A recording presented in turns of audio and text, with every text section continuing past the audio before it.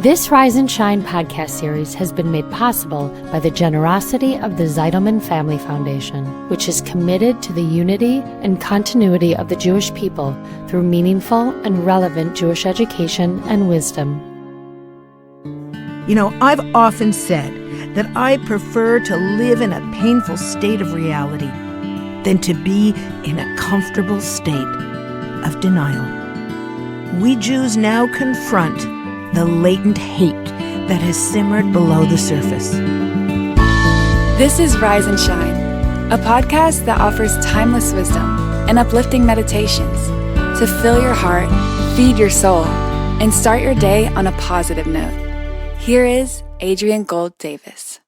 Okay, I have the cutest little toque hat, and it's emblazoned with a gold Hamsa crest that has a Jewish star right in the center of it. I love that hat. I wear it all the time. But the other night, I went shopping to a local mall that I happen to love, which lately has been beset with protests and demonstrations against Israel and against Jewish retailers. But I had to return something, and I actually wanted a little shopping time for myself, so I certainly wasn't going to avoid that mall. When I arrived at the parking lot, I saw a group of people wearing the keffiyeh, that's that scarf that has come to symbolize Palestinian resistance to Israel. I then got out of my car, and I immediately flipped the brim of my toque under, effectively hiding the crest on my forehead. And then a wave of shame washed over me like a tsunami. Why was I afraid? Or worse, why was I capitulating to that fear?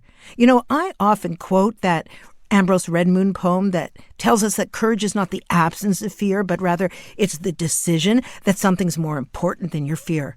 So was this saying that my outward Jewish identity was less important than my fear? Am I a hypocrite? I was frozen to the spot. And you know, it was important that I wrestle with those questions given how much time I spend telling other Jews how to stand up and be counted, especially on this topic. Let me explain. Earlier this year, I had the pleasure to speak with a group of Jewish healthcare providers, hoping to bring them some strength and some clarity in the face of the rampant anti-Semitism they're facing in this new world order. None of their concerns are new ones. I mean, sadly, Jewish hospitals, such as Mount Sinai's, were created so that Jewish physicians could practice when the quotas were making it impossible to get a job and for patients to be treated fairly. As I researched this more to prepare for the talk, I discovered that, naturally, the more things change, the more they stay the same. But for most of my generation, this is a new dynamic, and we are woefully unprepared to face it. You know, I've often said that I prefer to live in a painful state of reality than to be in a comfortable state of denial. As the scales fall off our eyes, we Jews now confront the latent hate that has simmered below the surface. Addressing fear is a deeply Jewish concept. In his article about dealing with fear, Rabbi Zalman Baruch Malamet writes that safeguarding oneself from real dangers is fear based on wisdom and is appropriate. Concerning this sort of fear, it is written in Proverbs, "The wise man sees evil and hides, but the fools pass on and are punished." So the healthcare providers wanted me to tell them what they were supposed to do about wearing their Jewish stars and other Jewish symbols to keep both themselves safe from hatred and to keep their patients safe from anxiety about who was treating them.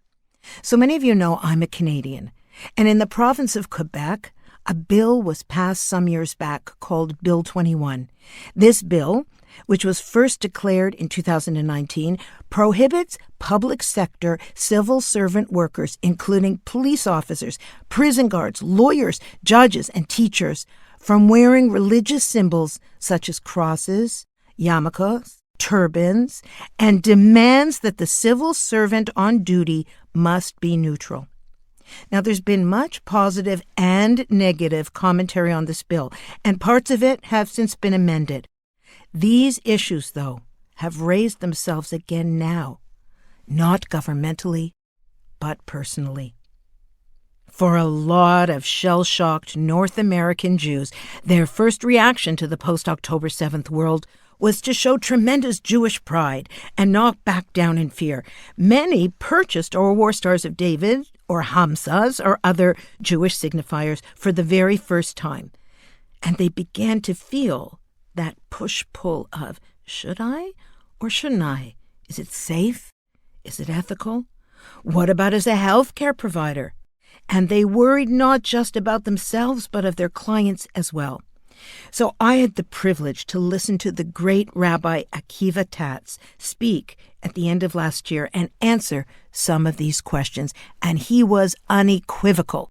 He told us that every situation is unique and that no blanket response is appropriate.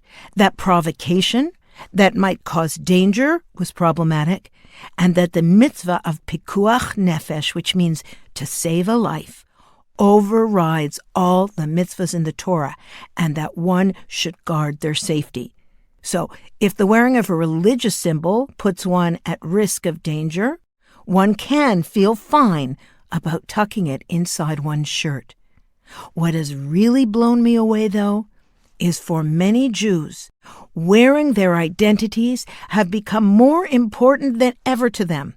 It's a kind of defiant refusal to hide that's indeed a show of strength, but let's be honest. A show of strength does not equal a lack of fear. It indicates courage, but we know that courage does not preclude fear. So back to my Hamza hat.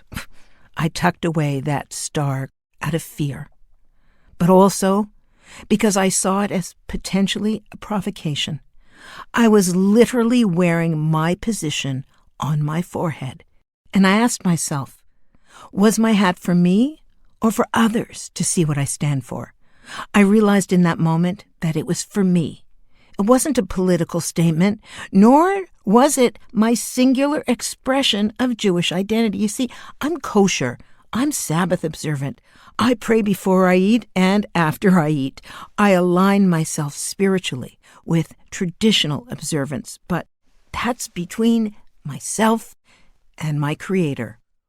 I realized that my identity is solid, but in that moment, my safety was a Torah commandment, and that I'm not a hypocrite. So this week, as we navigate all the outer signs of our identities, I would like to suggest that as you add an outer signal, that you also add an inner one as well. Perhaps consider lighting Shabbat candles and add more light to the world and for our people. Maybe consider learning a little bit of Jewish history or spirituality to gird yourself from the inside out. Maybe consider hosting a Shabbat meal or visit the synagogue. So yes, wear your jewelry with pride when it's safe to do so, but make certain that it's balanced with an internal Jewish identity that knows that you are a physical and spiritual link in a chain that is not required to complete all that needs fixing in this world, but that you are certainly required to fix the parts of yourself and your little world that need repair. Yeah, wear your hat on your head, but wear it inside your heart as well.